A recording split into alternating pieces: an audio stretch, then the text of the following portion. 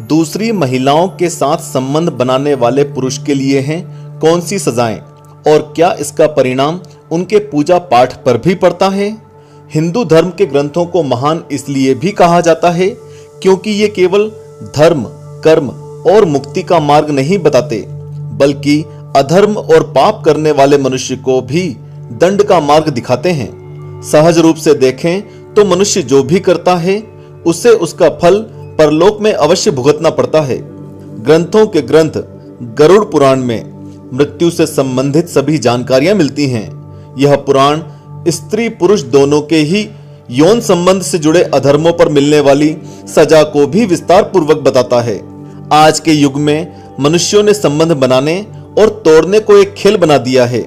अपने मन पर अंकुश लगाए बिना वह वो सब कुछ करता चला जाता है जो कि प्रकृति द्वारा बनाए नियमों के खिलाफ है। ऐसे में आज हम आपको उन दंडों से परिचित कराने वाले हैं जो एक पुरुष को झेलने पड़ते हैं जब वह किसी पराई स्त्री से संबंध बनाता है। तो देर ना करते हुए चलिए शुरू करते हैं। स्वागत है आपका आस्तिक स्पिरिचुअल सीक्रेट्स में। आगे बढ़ने से पहले वीडियो को अभी लाइक कर लीजिए।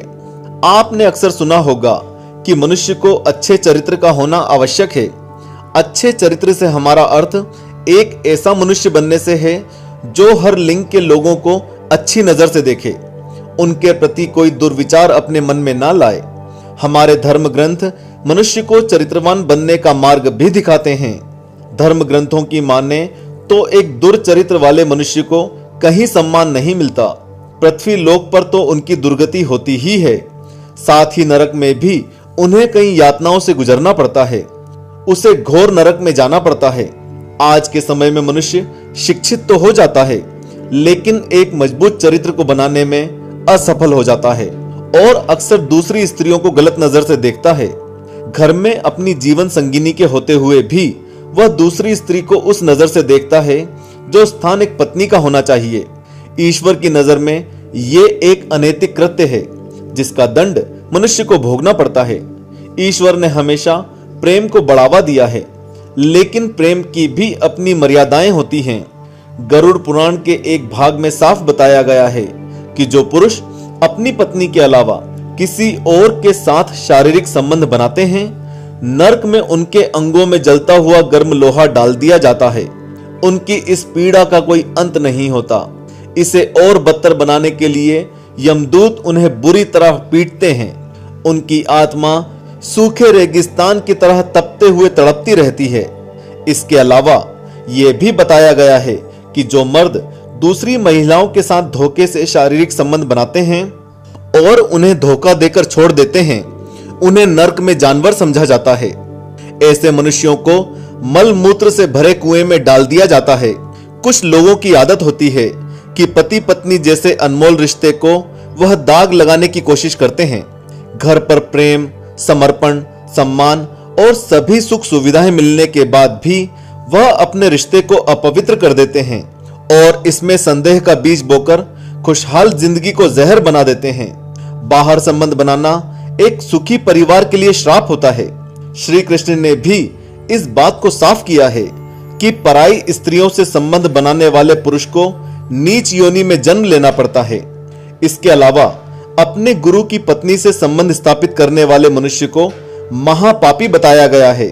पुराण के हिसाब से ऐसे चरित्र वाले व्यक्ति की आत्मा को अगला जन्म गिरगिट के रूप में मिलता है।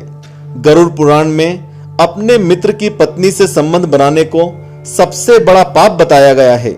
ऐसे व्यक्ति की आत्मा मरने के बाद गधे के रूप में जन्म लेती है और उसे सबसे नीचे दर्जे का माना जाता है। आज के समय में जहां दिन प्रतिदिन बलात्कार की कई खबरें सामने आती हैं, वहीं बता दें कि ऐसे मनुष्य को केवल पृथ्वी लोक पर ही सजा का विधान नहीं है, बल्कि अपने इस कृत्य के लिए उन्हें मरने के बाद भी कई यातनाओं से गुजरना पड़ता है। यदि कोई पुरुष किसी स्त्री या कन्या के विरुद्ध उसका शारीरिक शोषण करता है तो मृत्यु के बाद उसकी आत्मा को दूसरा जन्म अजगर के रूप में भोगना पड़ता है। इससे पता चलता है कि अनैतिक संबंधों का परिणाम भी अनैतिक होता है। हमारी धार्मिक कथाएं बताती हैं कि जब कभी किसी देव, असुर या मनुष्य ने ऐसा करने की कोशिश की है तब उसका विनाश हुआ है। श्री कृष्ण ने प्रेम की परिभाषा समस्त संसार को दी है। उनकी माने तो प्रेम और काम वासना में बहुत बड़ा अंतर होता है और यही अंतर भूलकर मनुष्य हर अनैतिक रिश्ते को प्रेम की नजर से देखने लगता है, जो कि गलत है। प्रेम की तुलना हमेशा त्याग, समर्पण और सम्मान से हो सकती है, लेकिन व्यभिचार से कभी नहीं। एक व्यभिचारी मनुष्य को हमेशा स्त्री के शरीर और सुंदरता की ओर आकर्षण रहता है।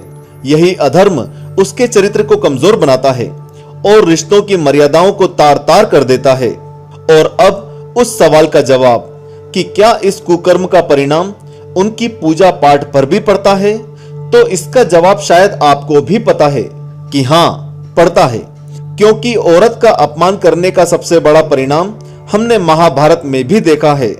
अगर आपका चरित्र अच्छा नहीं है तो आपकी झूठी पाठ पूजा का कोई फल नहीं मिलेगा, क्योंकि आपने उस पूजा पाठ से कुछ भी नहीं सीखा।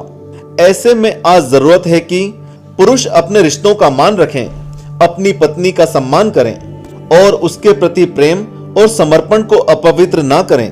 अपने चरित्र को मजबूत रखने हेतु मनुष्य को सदा ही दूसरी स्त्री को बहन और माता की दृष्टि से देखना चाहिए।